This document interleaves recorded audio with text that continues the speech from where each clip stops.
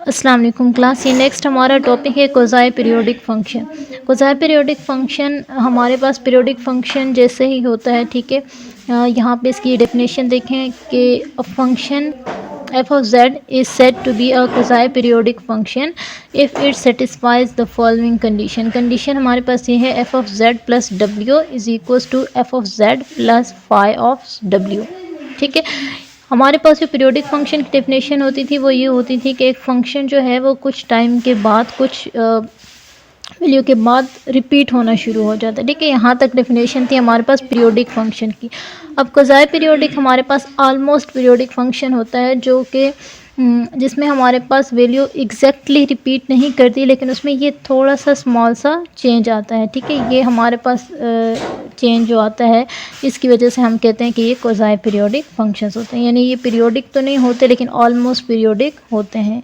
जो फंक्शन की वैल्यू होती है वो एग्जैक्टली रिपीट नहीं करती, लेकिन उसमें थोड़ा सा चेंज आता है, यानी करीब करीब होती हैं, ठीक है। तो इसको हम कहते हैं कि इस तरह के फंक्शंस को हम कहते हैं ये क्वाज़ाई पीरियोडिक फंक्शन है। यहाँ पे इसकी ये डेफिनेशन लिखी हुई है। Quasi periodic function is function that exhibit a repeating pattern but with some modifications and exceptions to the regular periodicity. यानी ये हमारे पास फंक्शन की वैल्यूज़ जो हैं वो रिपीट तो करती हैं लेकिन थोड़ा सा उसमें मॉडिफिकेशन होता है, चेंज होता है, ठीक है। और ये जो हमारे पास ये चेंज है इसको हम फाई ऑफ डब्ल्यू से रिप्रेजेंट करते होते हैं। इसमें डब्ल्यू को हम कहते हैं quasi period, W is the quasi period and phi of W one is a function depending on W not on Z, ठीक है। तो इसको यहाँ पे जो डब्ल्यू है इसको हम क्वाज़ाई पीरियड कहते हैं और जो हमारे पास फाई ऑफ डब्ल्यू है वो डब्ल्यू का फंक्शन है। क्वाज़ाई पीरियोडिक फंक्शन की जो सबसे पहली एग्जांपल है वो है वीयरस्ट्रास ज़ीटा फंक्शन, ठीक है। वीयरस्ट्रास ज़ीटा फंक्शन हमारे पास यहाँ पे इसकी डेफिनेशन लिखी हुई है। ज़ीटा फंक्शन इसको हम इस सिंबल से डिनोट करते होते हैं, ज़ीटा ऑफ जेड से। और इसकी डेफिनेशन हमारे पास है कि Weierstrass zeta function is defined by the relation, ये हमारे पास है Weierstrass elliptic function is equals to negative of the derivative of the zeta function, ठीक है। ये इसकी डेफिनेशन होती है। यानी ज़ीटा फंक्शन को हम इस तरह से डिफ़ाइन करते हैं। इसके साथ ही कंडीशन भी डिफ़ाइन है, limit z approaches to zero zeta of z minus one और z is equals to zero, ठीक है। तो ये प्रॉपर इसकी यही एक डेफिनेशन है। आप लोगों को इसकी डेफिनेशन ये वाली पूरी की पूरी याद होनी चाहिए, ठीक है। ये दो इसकी डेफिनेशन के लिए ये दो आप लोगों को टर्म्स याद होनी चाहिए, एक ये इक्वेशन और साथ में ये कंडीशन। हमने अब ज़ीटा एक फ़ंक्शन की, अगर ये तो हमें हमारे पास एक कंडीशंस के थ्रू एक डेफिनेशन थी, अगर हमने इसकी समेशन की फॉर्म में वैल्यू फाइंड करनी है तो हमारे पास ये इसका फार्मूला होता है zeta function is equals to one over z plus summation of this all value, ठीक है। ये हमारे पास ज़ीटा फंक्शन की वैल्यू होती है। इसको प्रूव करने के लिए हम इसकी डेफिनेशन ऊपर जो लिखी हुई है वो यूज़ करेंगे। हमें पता है कि Weierstrass elliptic function is equals to negative of the derivative of zeta function, ये हमें पहले से पता है, ठीक है। और इसके साथ ये वाली कंडीशन भी गिवन है हमें।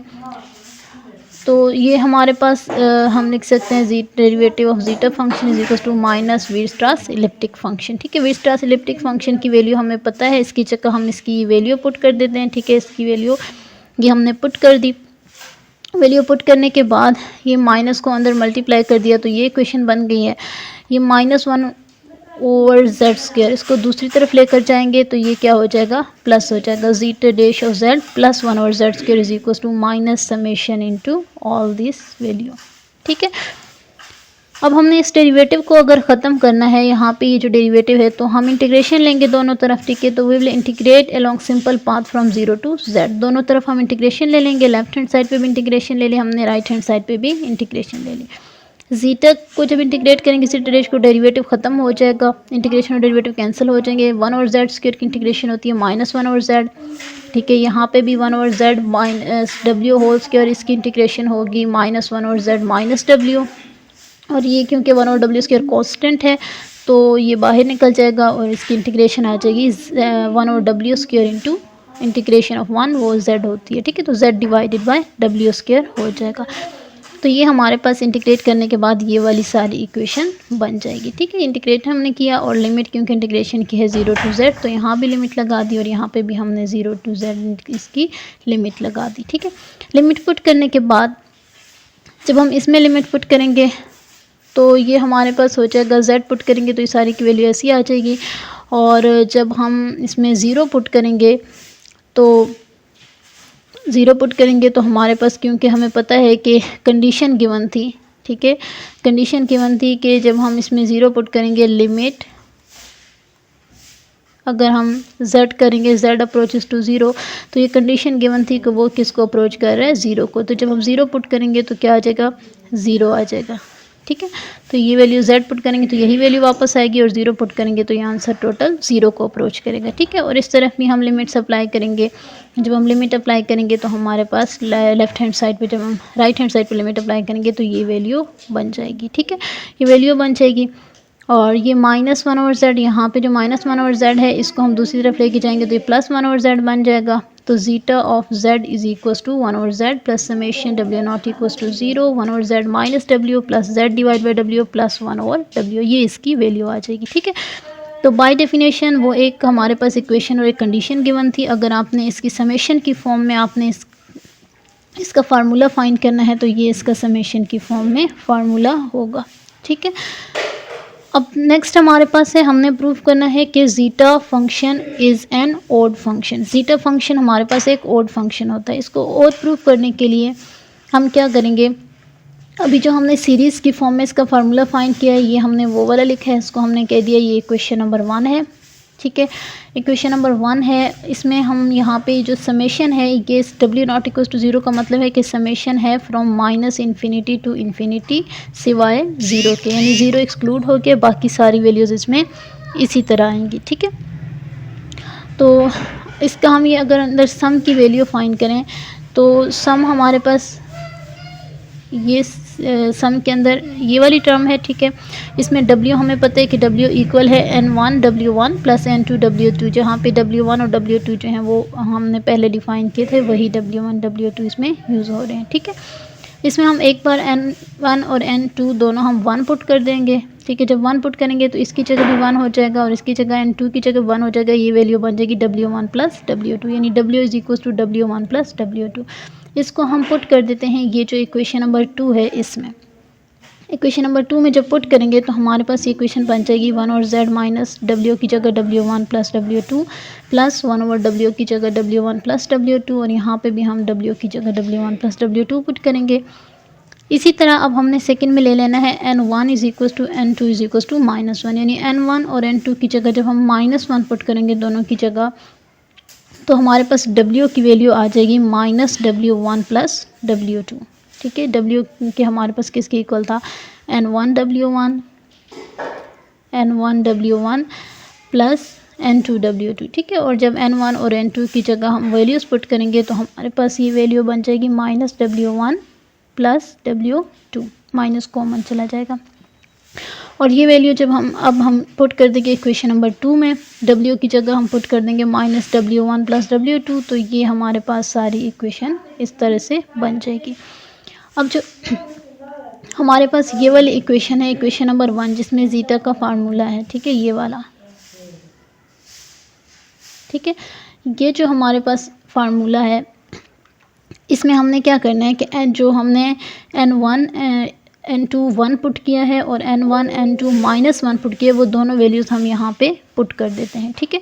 दोनों वैल्यूज़ पुट करेंगे, दोनों वैल्यूज़ जब हम पुट करेंगे तो ये हमारे पास हो जाएगा, ये हमने जब 1 पुट किया था तो ये वैल्यू थी, जब हमने -1 पुट किया था तो ये वैल्यू थी, ठीक है। जब 1 पुट किया था वो वाली वैल्यू, प्लस जब -1 पुट किया वो वैल्यू, प्लस बाकी समेशन सारा उसी तरह से आ जाएगा, plus up to so on, ठीक है। जो दो वैल्यूज़ हैं वो हमने पुट कर दी, यानी सम हमने ओपन कर लिया। ओपन करने के बाद जब आप सिंप्लीफाई करेंगे तो आपके पास जीटा ऑफ z की वैल्यू आ जाएगी 1 over z plus summation 1 over z minus w1 plus w2 और 2z divide by w1 plus w2 का whole square plus z plus w1 plus w2 plus up to so on, ठीक है। ये जो same values थी, ये वाली और ये वाली, ये प्लस हो गई हैं, ये दोनों आपस में कैंसिल हो जाएंगी और बाकी सारी वैल्यूज़ इसी तरह आ जाएंगी। अब हमने इसमें z की जगह -z पुट करना है। z की जगह जब -z पुट करेंगे इस इक्वेशन नंबर 3 में, ठीक है, तो zeta of -z is equals to, यहाँ पे भी z की जगह -z पुट कर दिया, यहाँ पे भी z की जगह -z पुट कर दिया, यहाँ पे z की जगह माइनस जेड पुट कर दिया और यहाँ भी z की जगह माइनस जेड पुट कर दिया, ठीक है। अब ये जो सिंप्लीफाई करेंगे, यहाँ पे अंदर ये जो सारी वैल्यूज़ हैं इसमें से -1 कॉमन निकालेंगे, तो ये माइनस, ये वाला माइनस भी कॉमन निकाल लिया, यहाँ पे 1 और z रह जाएगा। यहाँ से जब -1 कॉमन निकालेंगे तो ये हो जाएगा माइनस, क्योंकि बाहर निकल आया है, ठीक है। और अंदर रह जाएगा z plus w1 plus w2। यहाँ से भी कॉमन निकालेंगे तो ये माइनस बाहर चला जाएगा, 2z divide by w1 plus w2 रह जाएगा। और इसी तरह यहाँ से जब हम माइनस कॉमन निकालेंगे तो ये हो जाएगा, माइनस कॉमन निकालेंगे तो ये जो माइनस जेड के साथ है वो प्लस हो जाएगा, और ये जो यहाँ पे प्लस है ये माइनस हो जाएगा, ठीक है। और ये वैल्यू अगर हम देखें क्वेश्चन नंबर 4 में जो वैल्यू है वो अगर आप देखें तो ये सारी जो माइनस के अंदर जो सम है ये वाला, ये सारा किसकी, ये सारा क्वेश्चन नंबर 3 में जो इक्वेशन है उसी की तरह वापस वैल्यू आ गई है, ठीक है। क्वेश्चन नंबर 3 में अगर आप देखें, इक्वेशन नंबर 3 में जो वैल्यू है, ठीक है, ये वाली वैल्यू और ये वैल्यू दोनों क्या आ गई हैं, सेम आ गई हैं। तो ये माइनस इसी तरह आ जाएगा और ये किसके इक्वल है, ये जो अंदर वैल्यू है ये क्वेश्चन नंबर 3 में अगर आप देखें तो ये इक्वल है ज़ीटा के, तो इसकी जगह हम पुट कर देंगे माइनस ज़ीटा ऑफ जेड हो जाएगा ये। और ये किसकी डेफिनेशन है, zeta of minus z is equal to minus zeta of z, ये ऑड फंक्शन की डेफिनेशन होती है, ठीक है। तो यहाँ पे ये देखें हमने लिखा है zeta of minus z is equal to minus zeta of z and zeta of z is an odd function. तो यहाँ से हमें पता चला है कि ये क्या है, ऑड फंक्शन है। इसके अलावा ये कुछ वैल्यूज़ हैं, ये आप लोगों ने याद रखनी है, कुछ रिमार्क्स हैं, ठीक है, कि ज़ीटा फंक्शन जो है वो डबली पीरियोडिक नहीं होता। डबली पीरियोडिक हमें पता है कि डबली पीरियोडिक की ये डेफिनेशन होती है। अगर हम यहाँ इस डेफिनेशन को यहाँ तक करें ना, ये अगर ऐसा होता तो हम कहते डबली पीरियोडिक है, लेकिन ये डबली पीरियोडिक नहीं है, ठीक है। इसको डबली पीरियोडिक है या नहीं इसको देखने के लिए आप क्या करेंगे, यहाँ पे जो हमने सीरीज़ की फॉर्म में इसका ये फार्मूला ड्राइव किया था, फार्मूला जो हमने ड्राइव किया है ये वाला, ठीक है, ये वाला जो आपने फार्मूला ड्राइव किया है, इसमें आपने क्या करना है, इसमें पहले z की जगह आपने z प्लस w1 पुट कर देना है, ठीक है। और फिर आपने क्या करना है, z की जगह z प्लस w2 पुट कर देना है।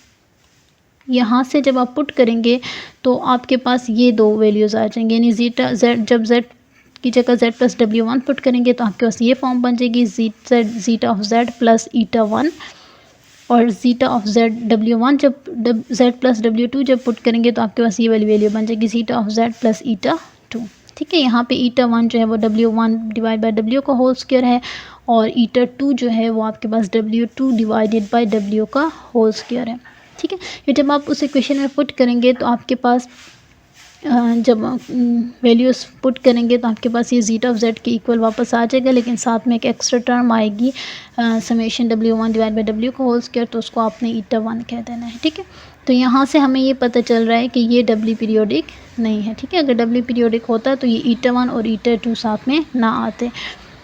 तो ये क्योंकि यहाँ पे ईटा 1 और ईटा 2 आए हैं तो यहाँ से हमें ये भी पता चल रहा है कि ये किसकी डेफिनेशन बन रही है, कोज़ाई पीरियोडिक फंक्शन है। कोज़ाई पीरियोडिक फंक्शन, इसका मतलब है कि ये कोज़ाई पीरियोडिक फंक्शन है, ठीक है।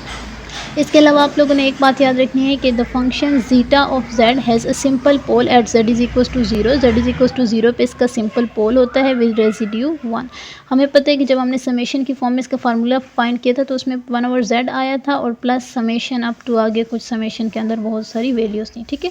तो यहीं से हमें पता चल रहा है कि अगर हम डिनोमिनेटर को इक्वल टू 0 पुट करें तो z इज़ इक्वल टू 0 इसका एक पोल आता है, ठीक है। और क्योंकि इसकी पावर 1 है तो सिंपल पोल है।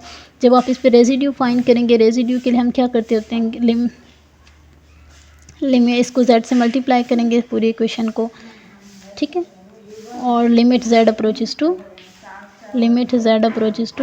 0 फाइंड करेंगे, ठीक है। Limit z approaches to 0 find करेंगे तो आपके पास रेजिड्यू आ जाएगा। तो यहाँ पे ये दोनों क्योंकि कैंसिल हो जाएंगे तो 1 हो जाएगा, और बाकी सारों से z मल्टीप्लाई होगा तो z 0 पुट करेंगे तो सारी की सारी आगे वैल्यू समेशन के अंदर 0 हो जाएंगी, ठीक है। तो 1 + 0 इज इक्वल टू 1 हो जाएगा, ठीक है। तो इस तरह से हम कह सकते हैं कि ये जो फंक्शन है इसका z इज इक्वल टू 0 पे एक सिंपल पोल होता है और इसका रेजिड्यू क्या होगा, 1 होगा, ठीक है। सिंपल पोल है और रेजिड्यू इसका z इज इक्वल टू 0 पे सिंपल पोल है, उसका रेजिड्यू 1 होता है। ठीक है, तो ये वैल्यूज़ हम आगे यूज़ करेंगे, ये ईटा 1 और ईटा 2 भी यूज़ होगा, और ये जो सिंपल पोल है उसका रेजिड्यू है, ठीक है, z इज इक्वल टू 0 पे रेजिड्यू 1 है, ये भी आगे वैल्यूज़ यूज़ होंगी। तो यहाँ तक आप लोगों ने कर लेना है।